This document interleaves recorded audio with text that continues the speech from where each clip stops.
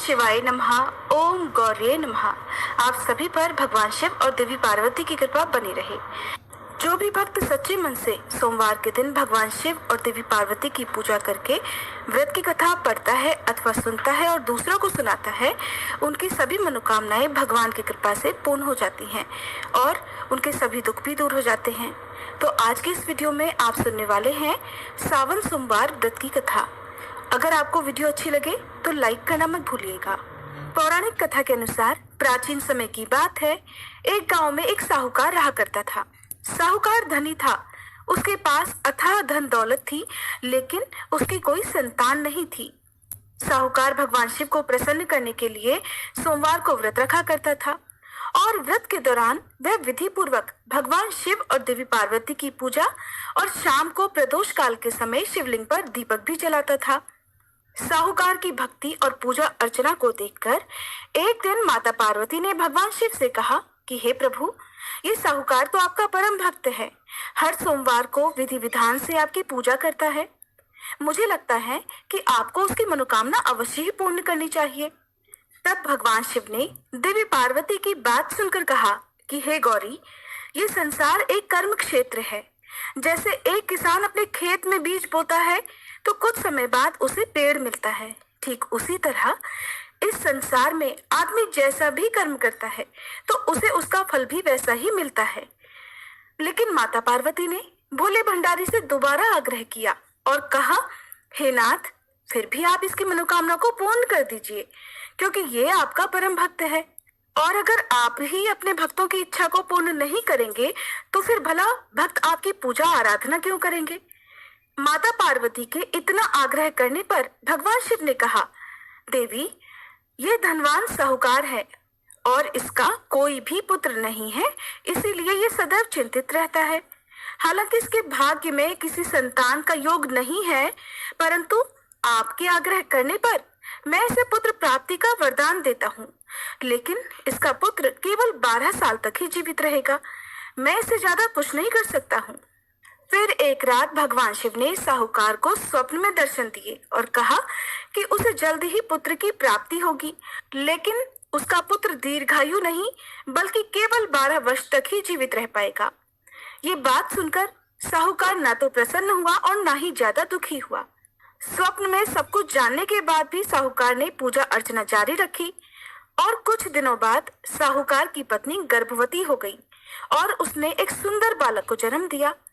बालक के जन्म से घर पर हर्षोल्लास का माहौल था, लेकिन साहूकार खुश नहीं था, क्योंकि उसे पता था कि उसके बालक का जीवन केवल 12 वर्ष तक का ही है और उसने किसी को भी ये बात नहीं बताई थी। जब वह बालक 11 वर्ष का हुआ तो साहूकार की पत्नी ने बालक के विवाह की बात साहूकार से कही, लेकिन साहूकार ने इस बात से इनकार कर दिया और उसे शिक्षा के लिए काशी भेज दिया। साहूकार ने बालक के मामा को बुलाया और पैसे देकर उन्हें बालक के साथ काशी जाने का आदेश दिया। साहूकार ने मामा भांजे से कहा कि वह काशी जाते समय रास्ते में यज्ञ कराते हुए और ब्राह्मणों को भोजन कराते हुए जाएं। दोनों मामा भांजे ने ऐसा ही किया। काशी जाते समय जिस रास्ते से मामा भांजे गुजर रहे थे, उसका राजा अपनी पुत्री का विवाह एक ऐसे राजकुमार से करवा रहा था जो काना था। उधर दूल्हे का पिता इस बात से चिंतित था कि अगर दुल्हन पक्ष को पता चल गया तो राजकुमारी विवाह के लिए मना कर देगी। इसलिए उसने जब साहूकार के पुत्र को देखा तो उसने सोचा कि मैं अपने बालक के स्थान पर तोरण के समय इस बालक को बिठा दूंगा और दुल्हन के पक्ष वालों को पता भी नहीं चलेगा।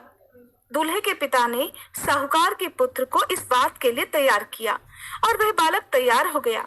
इस तरह उस बालक ने दूल्हे के कपड़े पहन लिए और घोड़ी पर चढ़कर तोरण की रस्म को पूरा किया।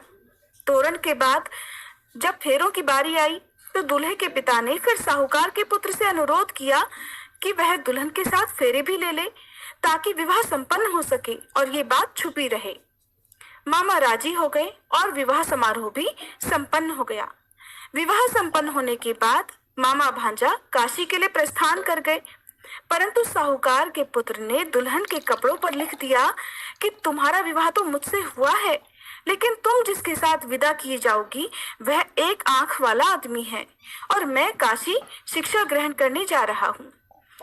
जब राजकुमारी ने ये बात पढ़ी तो उसने राजकुमार के साथ जाने से इनकार कर दिया और अपने पिता से कहा कि ये मेरा पति नहीं है, मेरे पति शिक्षा ग्रहण करने काशी गए हुए हैं। जब सब जगह ये बात फैल गई तो मजबूरी में दूल्हे के पिता ने सारी बात सच सच बता दी और दुल्हन के पिता ने फिर बेटी को भेजने से इनकार कर दिया। इधर मामा भांजे दोनों काशी पहुंच गए और बालक शिक्षा ग्रहण करने लगा। तब मामा ने यज्ञ करना शुरू कर दिया।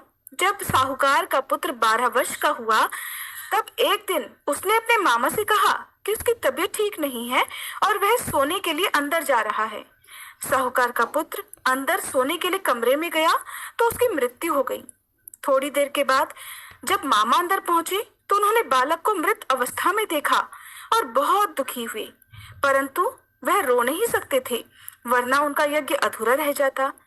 इसलिए मामा वापस आकर यज्ञ करने लगे और यज्ञ पूरा करने के बाद और ब्राह्मणों को भोजन कराने के बाद मामा अपने मृत भांजे को देखकर विलाप करने लगे। ठीक उसी समय उसी मार्ग से भगवान शिव और देवी पार्वती जी जा रहे थे। माता पार्वती ने किसी के रोने की करुण आवाज सुनी तो भगवान शिव से कहने लगी कि हे प्रभु, कोई मनुष्य रो रहा है, चलिए उसके दुख को दूर करते हैं। तब भगवान शिव और देवी पार्वती मामा के पास गए और उन्होंने जब मृत बालक को देखा तो हैरान रह गए, क्योंकि वह भगवान शिव के आशीर्वाद से जन्मा साहूकार का पुत्र था। माता पार्वती ने कहा, हे नाथ, ये तो साहूकार का पुत्र है जिसे आपने केवल 12 वर्ष तक ही जीवन जीने का वरदान दिया था, इसलिए आज 12 वर्ष की आयु पूरी होने पर वह मृत्युलोक को चला गया। देवी पार्वती ने मृत बालक को देखा तो उन्हें दया आ गई और भगवान शिव से हाथ जोड़कर कहने लगी, हे प्रभु, आप बस एक बार इस बालक को जीवन दान दे दीजिए, वरना इसके माता पिता जीते जी मर जाएंगे। माता पार्वती के कई बार आग्रह करने पर भगवान शिव ने उनकी बात मान ली और उस बालक को जीवन दान दे दिया। साहूकार का पुत्र जीवित हो गया और मामा भांजे अपने घर की ओर प्रस्थान कर गए। रास्ते में साहूकार का पुत्र उसी शहर से गुजरा जहां उसका विवाह हुआ था। दुल्हन के पिता ने बालक को पहचान लिया और मामा भांजे को लेकर महल में आ गए। फिर दुल्हन के पिता ने एक समारोह किया और अपनी पुत्री को धूमधाम से साहूकार के पुत्र के साथ भेज दिया। उधर जब साहूकार का बालक अपनी पत्नी के साथ घर पहुंचा तो उसके माता पिता अंदर कमरे में बंद होकर बैठे हुए थे। वो सोच रहे थे कि अगर उनका पुत्र सही सलामत वापस नहीं लौटा तो वो भूख प्यास से अपनी जान दे देंगे। तभी बालक के मामा ने कमरे के बाहर आकर उन्हें बताया कि उनका पुत्र जीवित और विवाह करके वापस आ गया है। साहूकार ने बालक को जीवित देखा तो खुशी से उसका स्वागत किया और साहूकार का परिवार इस प्रकार खुशी खुशी जीवन बिताने लगा।